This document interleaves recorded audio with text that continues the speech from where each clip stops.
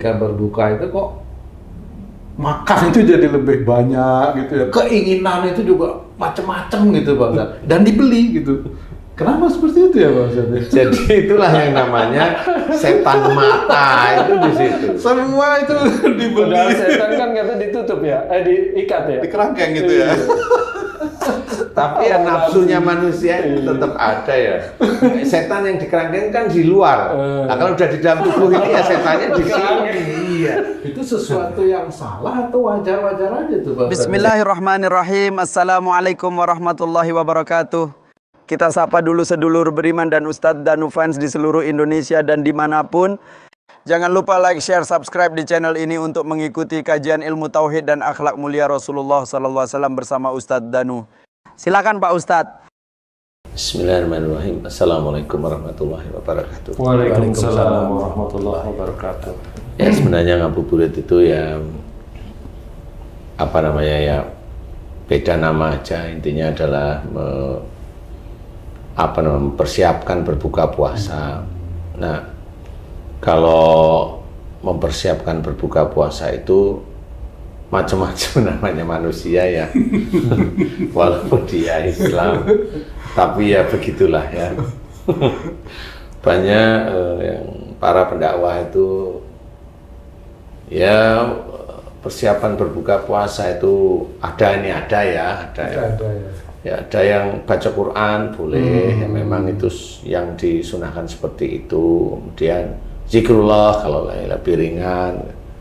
Kemudian kajian-kajian seperti itu boleh, itu yang memang lebih baik ya.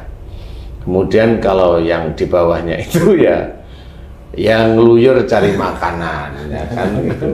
Nah itu dia namanya ngabuburit. Ngabuburit itu keluar rumah mencari suatu kegiatan gitu untuk menunggu buka puasa. Ya. Intinya ngeluyur ke suatu tempat gitu ya. Atau muter-muter aja nggak ke situ, muter-muter. Ya, memang yang ini harus kita perhatikan aja. Jadi untuk teman-teman yang lain ya kan umpamanya kalau memang bagi ibu-ibu yang saya tidak bilang ngabuburit ya, bagi ibu-ibu yang memang mau beli bukaan ya takjil itu boleh-boleh aja sebenarnya, nggak salah. Cuma nanti kan kalau ibu-ibu atau bapak-bapak yang paham itu kan nggak mungkin nongkrong ya biasanya. Jadi setelah ya lihat mana dia ambil kira-kira yang mau yang mau dibuat takjil itu di keluarga dibeli boleh, kemudian pulang. Nah itu enggak ada masalah karena untuk nongkrong kayaknya enggak lah. Nah bagi teman-teman yang lain yang pada saat ngabuburit itu nongkrong dulu, ini yang harus diperhatikan. Kalau memang itu kita itu kalau bisa mendahulukan pada saat kita sudah melegakan tenggorokan kita istilahnya, itu kan yang kita cari adalah sholat maghrib ya. Nah itu yang lebih penting sebenarnya. Jadi sholat maghrib itu yang harus kita kerjakan. Kalau di tempat ngabuburit di situ ada apa namanya, tempat sholat, mushola atau masjid yang dekat situ sih boleh-boleh aja, silahkan. Tetapi di ngabuburit itu bukan persoalan hanya nongkrong aja. Biasanya hal-hal yang bisa menjadikan berkurangnya pahala puasa itu tetap ada. Bagi laki-laki ya dia pasti akan, mohon maaf ya, matanya jelalatan untuk melihat lawan jenisnya seperti itu. Itu banyak hal yang seperti itulah ya.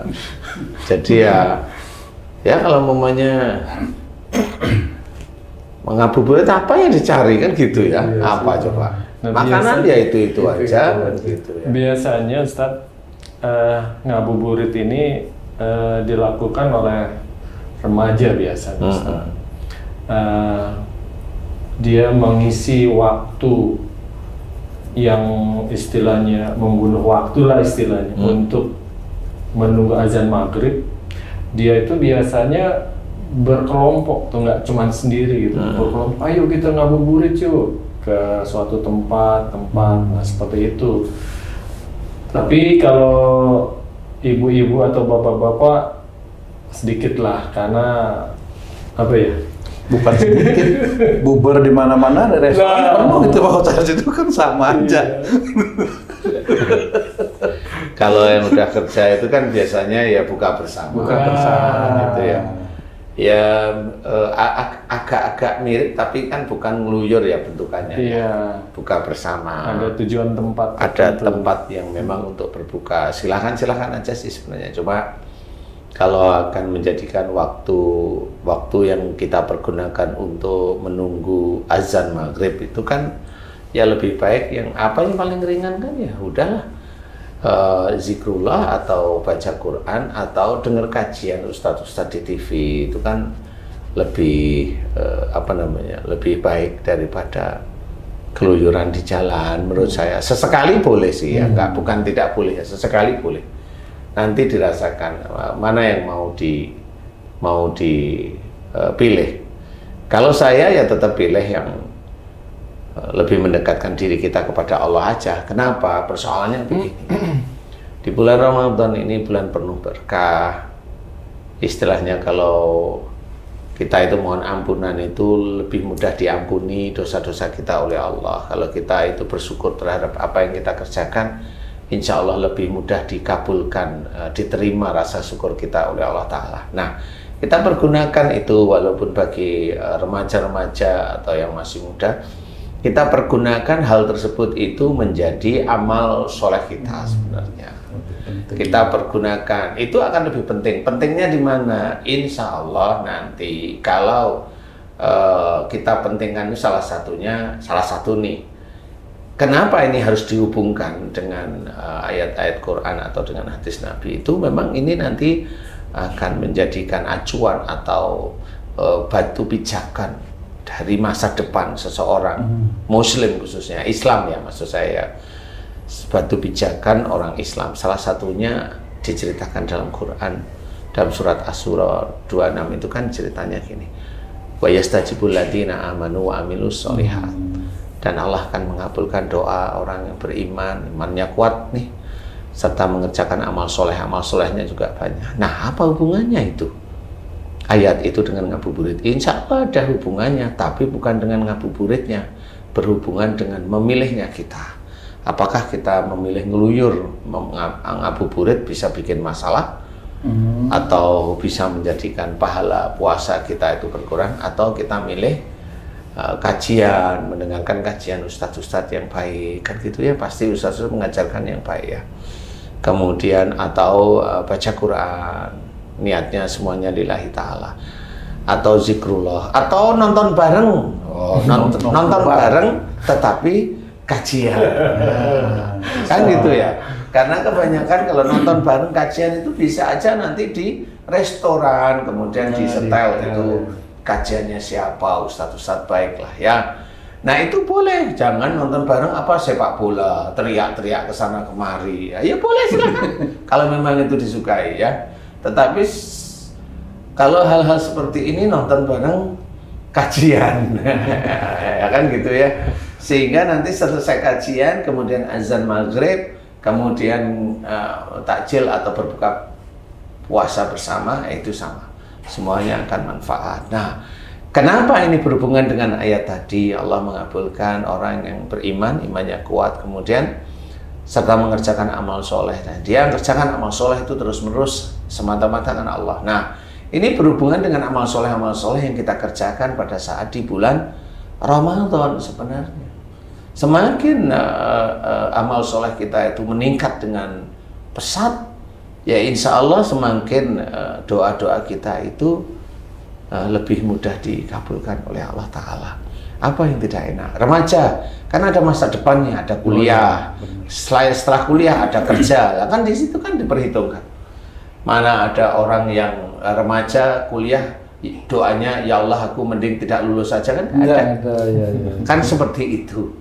Setelah kerja, setelah lulus, setelah belum lulus, nah ngerjain skripsi, dia pasti doa ya Allah aku mohon agar skripsi yang aku kerjakan dinilai baik oleh dosen pembimbingku dan nanti pada waktu sidang insya Allah lulus dengan nilai, silahkan pilih nilai A, B, C. Saya aja udah nggak mau ya pasti ya. Pasti kan doanya dengan nilai A ya. Doa-doa yang baik. Kemudian selesai lulus apa yang dicari? Ya Allah, aku mohon agar iya bisa dapat kerjaan yang halal yang thayyib. Itu kan dari perbuatan-perbuatan baik. Allah sudah menceritakan dalam Quran tersebut bahwa doa yang dikabulkan adalah doa orang yang beriman, imannya kuat sekali kepada Allah Ta'ala. Diajak ngabuburit ya sekali bolehlah, sekali 2 kali dalam 1 bulan oke lah, tetapi dilihat mana yang lebih manfaat, ngabuburit di jalanan atau nonton bareng ceramah ustadz-ustadz yang baik, kan begitu ya, atau nonton kajian di TV boleh silahkan, karena tetap itu yang akan diperhitungkan oleh Allah Ta'ala menjadi catatan amal-amal soleh kita. Jadi kita harus berpikir ke arah yang positif. Mau umpamanya setelah maunya dapat kerjaan, pengen apa? Pengen cari jodoh, kan dari amal soleh juga. Jodoh itu dilihat oleh Allah Ta'ala. Nah inilah yang harus kita pertimbangkan atau kita pilih. Mau ngabuburit di jalan atau di rumah dengan mendekatkan diri kepada Allah Ta'ala. Kesempatannya justru di bulan Ramadan ini ya? Iya, istilahnya kesempatan banyak, tapi di bulan Ramadan ini kan ditingkatkan pahalanya daripada yang kita kerjakan, insya Allah. Di bulan puasa ini juga Ustaz, musim, kalau dibilang musim tuh istilahnya sering dilakukan orang tuh bukber Ustaz. Nah, bukber ini bisa jadi juga menambah keimanan dan amal soleh juga. Karena banyak juga, contohnya grup SMP saya nih Ustaz, ada buka puasa bersama. Di situ acaranya ada ceramah agama sebelum maghrib tuh. Kemudian di situ juga Haji yang ngisi ceramah. ada ustadznya Ustaz. Ustadznya siapa namanya? Belum. Oh belum. Yang kemarin? Nah, di situ juga ada urunan untuk buka bersama. Maksudnya sumbang. Gitu. Nah, itu bentuk dari kita amal untuk soleh kita juga, ya, gitu. Karena ya. kan memberi makan orang yang berpuasa, insya Allah pahalanya sama dengan orang yang berpuasa. Nah, berarti itu ada amal solehnya juga. Nah, apakah seperti itu juga baik tuh Ustaz? Insya Allah itu baik, sebenarnya bagus, makanya kita tetap mencoba mencari celah untuk melakukan amal-amal soleh sebenarnya. Mencari celah apa saja. Mau berkata yang baik, umpamanya Haji J ketemu sama teman SMP ini. Mencari celah agar mulut ini tidak bicara yang aneh-aneh umpamanya. Ketemu teman SMP di mana dulu tahu Haji J kalau teman ceweknya Haji J yang ketemu itu naksir sama Haji J. Nah, Oh cewek nih. ya cewek lah.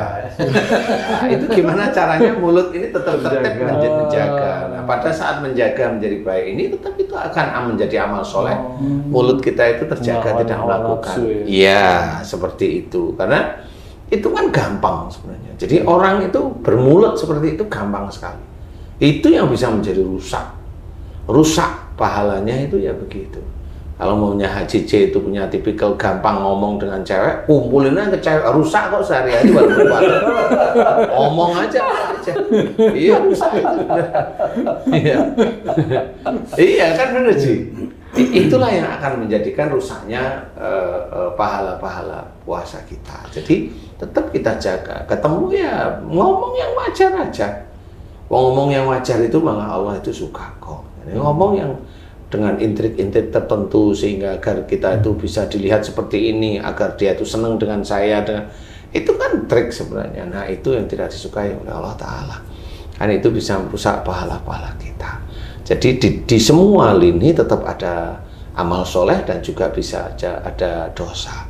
Jadi bagaimana kita akan mensiasatinya. Tapi kalau memangnya kan itu yang dikerjakan kan seperti itu kan global besar, garis besarnya urunannya apa iuran, kemudian memberi makan, kemudian memberi makan kepada siapa aja yang memang dia berpuasa, kemudian mendengarkan ceramah, kemudian buka puasa. Itu kan kelihatannya itu kan baik itu. Iya. Tapi di balik itu memang ada sesuatu hal yang kadang-kadang kita tidak memahami.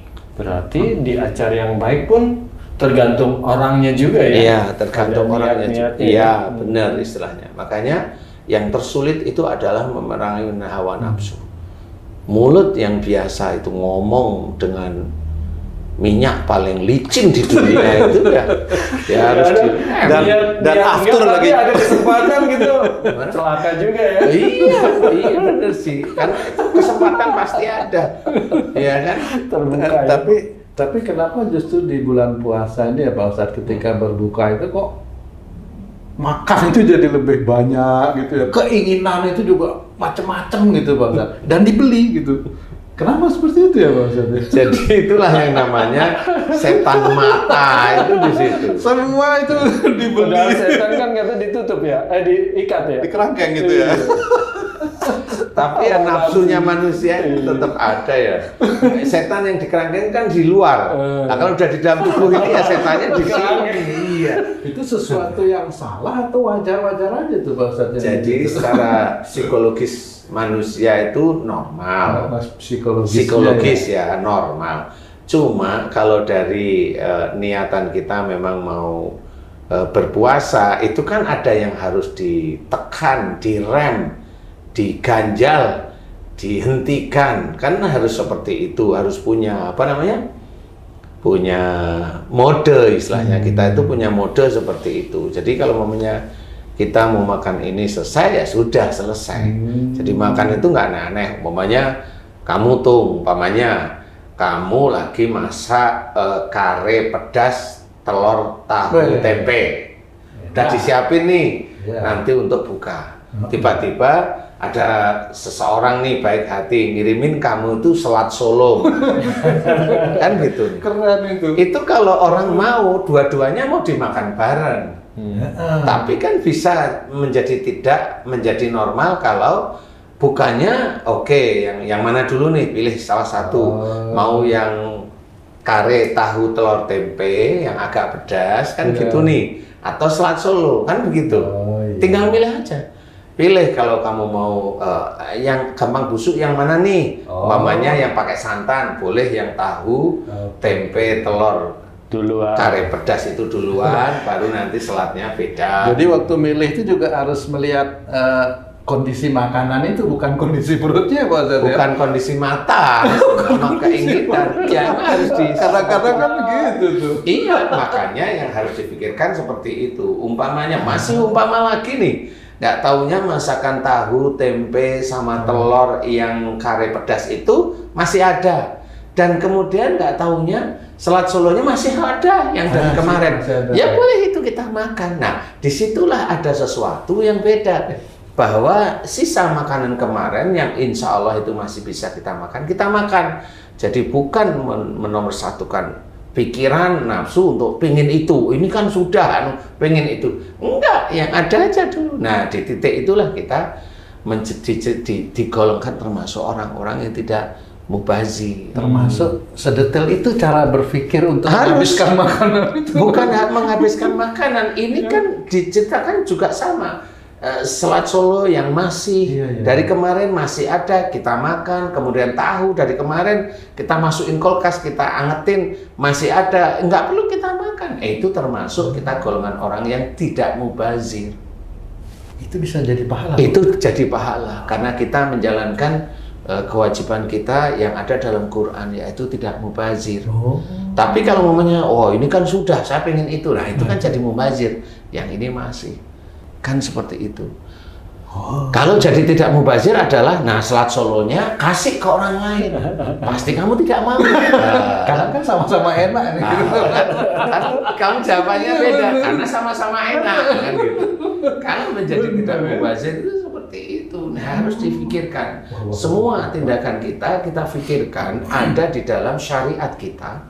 Nah, di titik itulah itu namanya amal soleh. baik buruknya itu Iya termasuk memang harus. Nah itulah kita itu mau berpikir untuk menjalankan sesuatu yang baik dan ngerem atau tidak jalankan sesuatu yang buruk. Itulah berpikir. Makanya banyak dalam Quran orang-orang yang golongan mau berpikir itulah orang-orang yang beruntung. Tapi berpikir untuk akhirat kelak yang mengikuti perintah Allah dan Rasul itu yang berpikir. Bukan berpikir nanti mau makan ini itu berpikir kan itu berpikir bukan itu seperti itu. Jadi yang berpikir itu adalah manfaat tidak manfaatnya kalau kita kerjakan. Yang tidak manfaat nggak usah kita kerjakan, yang manfaat kita kerjakan itu berpikir. Nah itu nanti kita termasuk orang-orang yang beruntung. Nah kalau Allah itu menceritakan tentang beruntung, pasti di akhirat insya Allah jalan menuju surga itu terpampang jelas. Itu insya Allah seperti itu. Makanya berpikirlah, jangan hanya cuma melihat kepingin, kemudian mendengar kepingin, apa saja kepingin yang memang kadang tidak dipikirkan oleh kita, itu mubazir sebenarnya. Dan itu tidak ada manfaatnya sama sekali. Nah, coba kita belajar seperti itu tiap hari. Umpamanya kamu tuh lihat wanita, ini kan umpama nggak apa-apa. Lihat wanita yang dulunya kamu itu engsel sini itu olinya itu paling licin. Kemudian pernya itu paling hebat ya kan gitu. Gitu. Suatu ketika dan banyak ketika kamu lihat mamanya wanita itu tidak ngomong biasa aja dan nggak usah jaim, karena pada saat kamu itu tidak ngomong dengan wanita tapi otak dan hatimu pengen diperhatikan sama. Wih, ini kalau yang seperti tadi Pak Ustadz, menurut saya bukan hanya di bulan Ramadan aja. Berarti apa sebenarnya yang membedakan Pak Ustadz antara bulan Ramadan dengan bulan-bulan biasa itu? Nah, kalau bulan Ramadan itu kan pahalanya lebih ditambahkan gitu. Iya, ditambahkan istilahnya. Derajatnya ditambahkan istilah. Jadi, nah ini harus kita jaga seterusnya. Setiap hari. Iya, setiap hari. Jadi, ya. iya, jangan di bulan Ramadan nanti bulan Ramadan selesai, bulan Syawal udah ngomong aja yang nggak karu-karuan kan sama. Ngomong yang kadang-kadang itu suami istri mau ngomong aja males kok. Di bulan Ramadan aja males loh. Karena apa? Karena di bulan selain bulan Ramadan istrinya jengkelin, jadi dia di bulan Ramadan aman dia. Jadi kebetulan. Jadi yang harus kita ketahui itu, jadi ngabuburit silahkan, tetapi jangan yang malah merusak pahala puasa kita. Intinya yang merusak pahala puasa kita, silahkan. Jadi mau jalan silahkanlah. Sama kalau momennya, yuk kita lihat orang-orang yang mau ngabuburit. Nah, pertanyaan saya, pertanyaan saya itu lah, kamu mau lihat tuh apanya yang kamu lihat? Ya kan gitu ya. Nonton orang. Nah kan nonton orang, jawaban itu pasti gitu. Nah itu kan bisa ngerusak otak sebenarnya. Dari subuh udah nahan nafsu, nahan mata, nahan ini. Udah dikit lagi maghrib malah diumbar nafsunya. Malah diumbar nafsunya. Nah itu yang harus kita jaga. Jadi ngabuburit bukannya tidak boleh, tetapi malah banyak tidak manfaatnya. Banyak tidak manfaatnya. Tapi juga monggo silahkan kalau memang mau pesan makanan, karena biasanya teman-teman Islam itu memang kalau siang dia tidak jualan makanan, tapi malam itu sore itu jualan. Monggo kalau memang itu untuk melariskan teman-teman kita, monggo kan niatnya beda-beda ya. Momennya melariskan ya diborong lah banyak. Kemudian positif. Kemudian dari yang banyak itu dibagi ke saudara-saudara lain yang memang dia butuh takjil, buat makanan untuk ini. Monggo silahkan, semuanya bisa menjadi baik. Makanya ngabuburit kalau dengan ciri seperti itu memborong, gantian borongan kemudian dikasih ke saudara-saudara kita yang lain yang membutuhkan makanan, itu tetap menjadi baik. Ada juga Ustadz yang membagikan tuh di pinggir jalan, pengendara motor apa yang menjelang maghrib takut nggak ada bukaan di jalan, dibagi di lampu merah. Boleh, nggak apa-apa, dia berbagi istilahnya. Tetapi intinya tidak hanya cuma masalah di situ. Nanti dia di bulan Ramadan berbagi, di bulan yang lain tuh malah bikin masalah kan gitu. Kan banyak. Banyak loh. Malah banyak juga nggak usah berbagi, tapi di bulan lain menjadikan masalah lagi kan gitu. Berarti baik di bulan Ramadan, setelah Ramadan hilang. Iya, nah ya itu. Itu ya. Jadi jangan seperti itu. Jadi Allah itu maha tahu isi hati kita manusia. Jadi dia hanya ingin mencari pahala yang besar di bulan Ramadan, tapi sebenarnya dia hanya pahala itu seperti hitung-hitungan. Hatinya tidak. Nah itu juga wallahualam ya. Menurut saya Allah maha pandai. Bisa aja dia itu ditulis pada saat itu, tapi sebelum bulan Ramadan selesai dia sudah ujub, riak, bangga dan sombong. Nah, selesai dia sudah. Dia merasa di bulan Ramadan ini tabungannya banyak. Iya. Setelah itu nggak usah. Nah, iya, mikirnya begitu ya. Ya jangan ya seperti itu ya, tapi dijaga semuanya. Nah, intinya kalau mau